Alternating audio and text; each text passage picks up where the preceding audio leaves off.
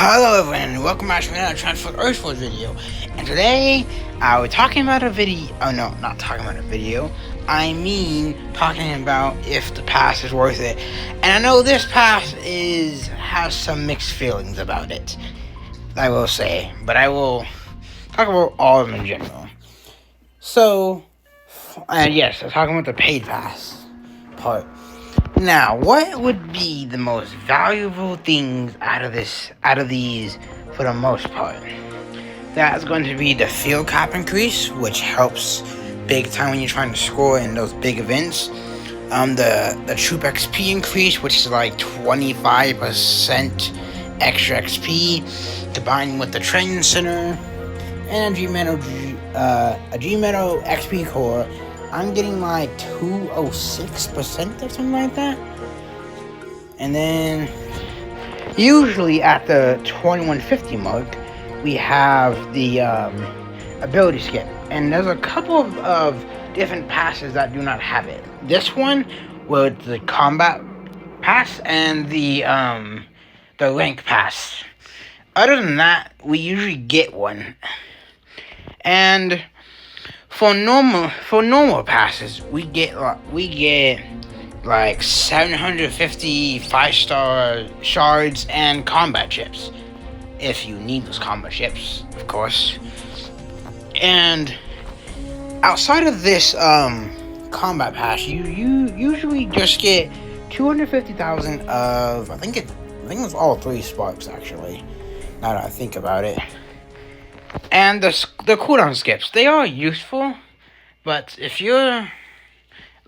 can be useful if you just need a cooldown, you want to cooldown a team for like Mayhem and 17, and you don't want to use coins, of course. You can use that, or even Top War or something like that. And then let's see, what else is in. Oh, and they have been putting like prime resources in the past lately. I think it's the first one started with 2 million universal spark. I'm trying to remember. Oh, we have the combiner skip, which what it does, it just instead of you have to send the upgrade, and then you can have the option to skip it. And there we go. But I recommend you use that for the last like 6 levels. Before that, it's not even worth it. We have, let's see, a building skip. I have like 20 of that I checked earlier, which is pretty useful. And that would be safe for the long upgrades. HQ 17, 18. The 18-day upgrades, they take forever, but that'll help you out. We can save it. Doesn't matter.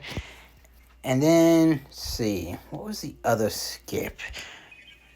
I know let me look real quick. Because I just want to see if I'm missing anything. The binder. And then we have the ability. Yeah, I think. And then, yeah, I know it's about the ability skip at the beginning. Those are useful because let me show you guys actually what it takes for a special ability 11, of course. I have a few. Yeah, I don't have everything maxed out for Spark. Okay, perfect. So, you would need, if you don't use skips or don't buy the pass, you were restricted to using 1 million Spark and 750 Zen. That's a lot actually. And I think it comes like 2.6 to max up bots from 1 to 11 without any skip. And Zen on its own is boring to farm, so that's another thing to consider. And we do get, I don't even know I don't think it's in this one actually. So what I was referring to just a moment ago is you get a G-Metal XP core, and those are way better than gold. Well, one, you can't even get it outside of the pass.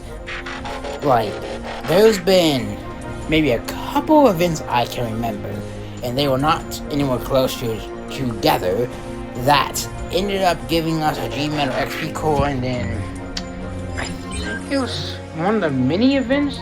We got a 250% XP core, and I have a lot of the XP cores actually. I usually burn up to 3 on Mayhem weekends, just depending how much I end up going leveling. And I think that is the major things of the pass that are definitely worth for like $10 and not too bad. This one I know people aren't fond of, so let's probably the least favorite pass actually. There's like way too many cooldown skips. Well, they are nice to have, but they could be put together more.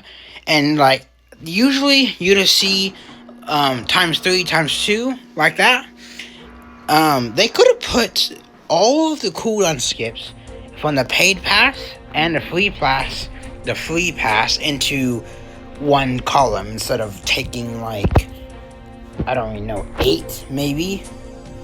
So it would be like, instead of ×3, it's like times whatever or how many are in the top rack, and then same thing for the bottom.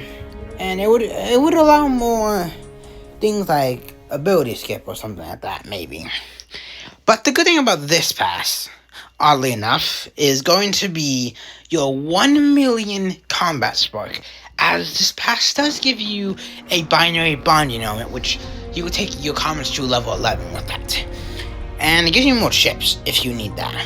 Gold Line Goon Core, no, I don't think there's many people that use that anymore. I don't think I've ever used one myself actually.